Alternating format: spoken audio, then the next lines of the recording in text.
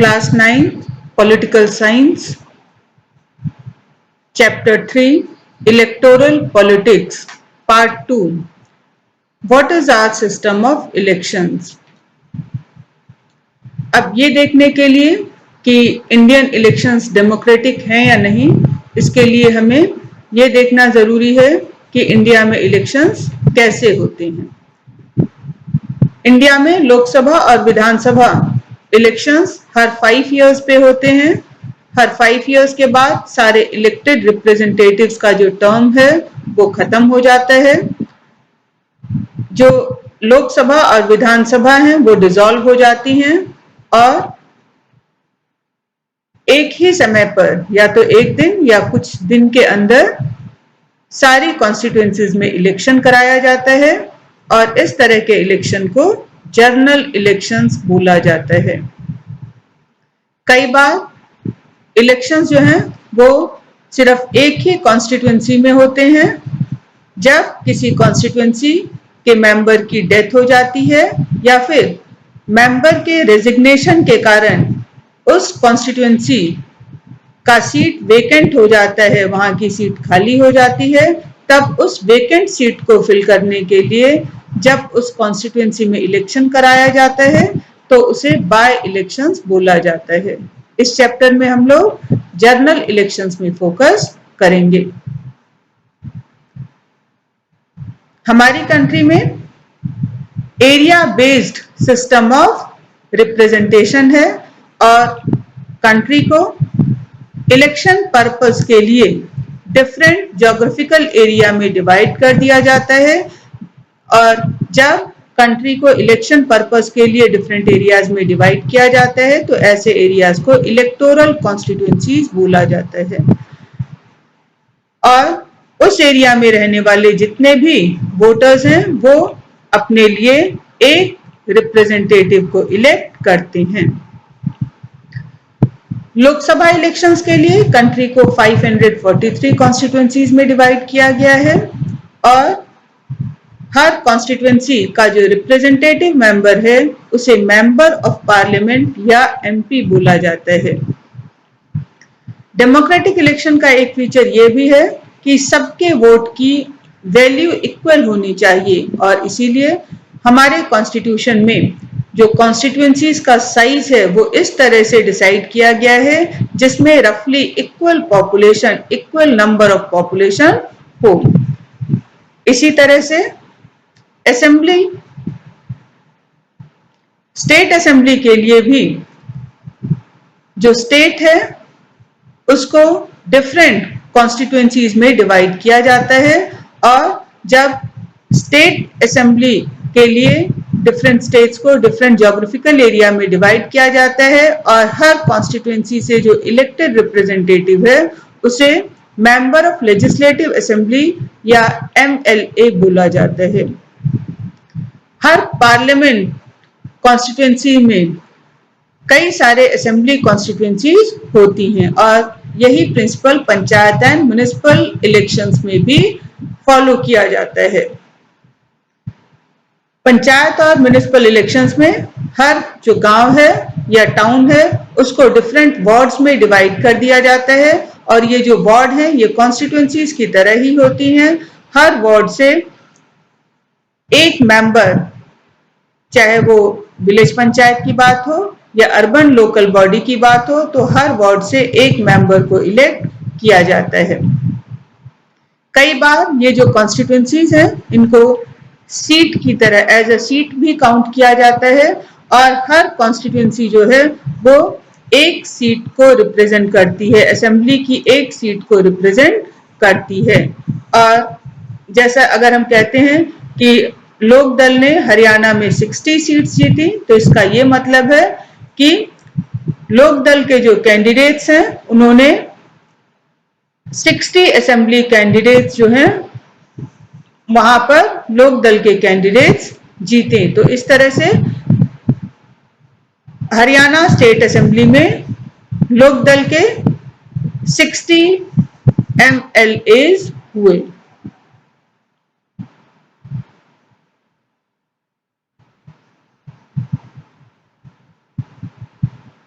Reserve constituencies, हमारा जो constitution है वो हर सिटीजन को ये राइट देता है कि वो अपने रिप्रेजेंटेटिव्स को इलेक्ट कर सकता है और वो एज ए रिप्रेजेंटेटिव इलेक्ट भी हो सकता है। लेकिन हमारे कॉन्स्टिट्यूशन मेकर्स इस चीज को लेकर के चिंतित थे कि अगर ओपन इलेक्टोरल सिस्टम होगा तो उसमें कुछ जो कमजोर वर्ग के लोग हैं उनके पास लोकसभा या जो विधानसभा है, स्टेट लेजिस्लेटिव असेंबली है, उनमें जीतने के चांसेस ज्यादा नहीं होंगे या उनके जीतने के चांसेस बहुत कम हो जाएंगे, क्योंकि जो वीकर सेक्शंस हैं उनके पास वो रिसोर्स नहीं होगा, वो साधन नहीं होगा, वो एजुकेशन नहीं होगा या उनके पास वो कॉन्टेक्ट नहीं होंगे जो कि चुनाव लड़ने के लिए या इलेक्शन जीतने के लिए जरूरी हैं। और इसमें जो प्रभावशाली लोग होंगे, ताकतवर लोग होंगे, जिनके पास पैसा ज्यादा होगा, कॉन्टेक्ट ज्यादा होगा, वो कमजोर लोगों को इलेक्शन जीतने से रोक देंगे। अगर ऐसा होगा तो हमारी पार्लियामेंट और हमारी असेंबलीज जो हैं वो उसमें वीकर सेक्शंस के रिप्रेजेंटेटिव्स नहीं होंगे और अगर ऐसा होगा तो हमारी जो डेमोक्रेसी है वो लेस रिप्रेजेंटेटिव, लेस डेमोक्रेटिक हो जाएगी। और इसीलिए हमारे कॉन्स्टिट्यूशन मेकर्स ने एक स्पेशल सिस्टम ऑफ रिजर्वेशन शुरू किया कमजोर वर्ग के लिए। कुछ कॉन्स्टिट्यूएंसीज को उन लोगों के लिए रिजर्व कर दिया गया जो कि शेड्यूल कास्ट या शेड्यूल ट्राइब को बिलोंग करते थे। जो एससी रिजर्व कॉन्स्टिट्यूएंसी है उसमें सिर्फ शेड्यूल कास्ट के कैंडिडेट ही इलेक्शन लड़ सकते हैं। इसी तरह से जो शेड्यूल ट्राइब के लिए रिजर्व कॉन्स्टिट्यूएंसी है उसमें सिर्फ शेड्यूल ट्राइब के मेंबर्स ही इलेक्शन लड़ सकते हैं। करेंटली लोकसभा में 84 सीट्स शेड्यूल कास्ट के लिए और 47 सीट्स शेड्यूल ट्राइब्स के लिए रिजर्व की गई हैं। ये जो नंबर है ये टोटल पॉपुलेशन में इनके शेयर के अकॉर्डिंग डिसाइड किया गया है। तो इस तरह से जो एससी या एसटी के लिए रिजर्व सीट्स हैं वो किसी दूसरे सोशल ग्रुप के शेयर को वायलेट नहीं करती हैं या किसी दूसरे सोशल ग्रुप का हक नहीं मारती हैं। ये जो सिस्टम ऑफ रिजर्वेशन है इसे दूसरे वीकर सेक्शंस के लिए भी एक्सटेंड किया गया है डिस्ट्रिक्ट और लोकल लेवल इलेक्शंस में। कई सारे स्टेट्स में rural and urban local bodies में जो सीट्स हैं वो अदर बैकवर्ड क्लासेस ओबीसीज के लिए भी रिजर्व की गई हैं।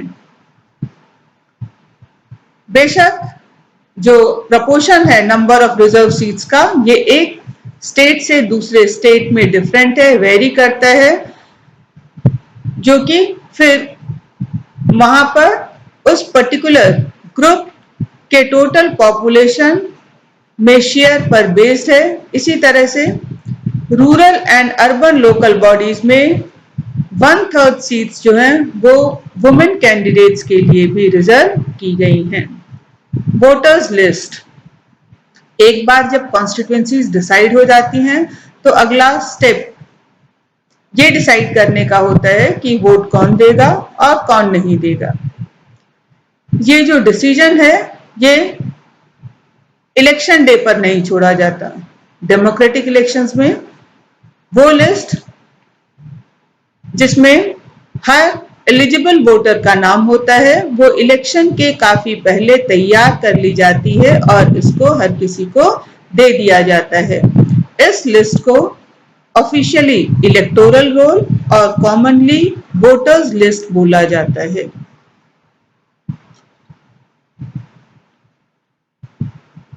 हमारी कंट्री में हर सिटीजन जिसकी एज 18 इयर्स या उससे ज्यादा है उसे इलेक्शन में वोट देने का राइट है।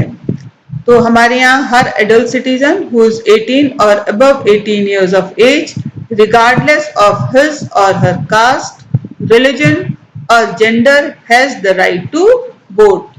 कुछ क्रिमिनल्स या बोलो जो कि अनसाउंड माइंड के हैं, उन्हें कुछ एक्सेप्शनल कंडीशन में वोट देने से रोका जाता है, लेकिन जो कि बहुत ही कम रेयर सिचुएशंस में ही होता है। ये गवर्नमेंट की रिस्पॉन्सिबिलिटी है कि हर एलिजिबल वोटर का नाम वोटर लिस्ट में हो। जैसे ही एक इंसान वोटिंग एज को अचीव कर लेता है, 18 इयर्स का हो जाता है, उसका नाम वोटर लिस्ट में ऐड कर दिया जाता है। और ऐसे लोग जो कि उस कॉन्स्टिट्यूएंसी, उस जगह को छोड़ के दूसरी जगह चले गए हैं या जिनकी डेथ हो चुकी है, उनका नाम वोटर लिस्ट से डिलीट कर दिया जाता है। तो इस तरह से वोटर लिस्ट का कंप्लीट रिवीजन हर 5 इयर्स पे किया जाता है। ऐसा वोटर लिस्ट को अप टू डेट रखने के लिए किया जाता है कि voter list up to date रहे। पिछले कुछ सालों में एक नया सिस्टम जिसको election photo identity card EPIC बोला जाता है, इसको भी इंट्रोड्यूस किया गया है। गवर्नमेंट ने कोशिश की है कि इस कार्ड को हर इंसान को दिया जाए जिसका नाम वोटर लिस्ट में है। वोटर से ये उम्मीद की जाती है कि जब वो वोट देने जाएं तो उनके पास ये कार्ड हो, ताकि उनके वोट का मिसयूज ना हो सके। लेकिन अभी तक इस कार्ड को कंपल्सरी नहीं किया गया है वोटिंग के लिए। वोटिंग के समय वोटर्स अगर इनके पास इलेक्शन फोटो आइडेंटिटी कार्ड नहीं है तो वो एज अ आइडेंटिटी प्रूफ अपना कोई दूसरा डॉक्यूमेंट जैसे राशन कार्ड या ड्राइविंग लाइसेंस दिखाकर भी वोट दे सकते हैं। Nomination of candidates. Democratic election में लोगों को एक रियल चॉइस मिलनी चाहिए। ये तभी होगा जब किसी पर भी रोक नहीं होगी चुनाव लड़ने के लिए।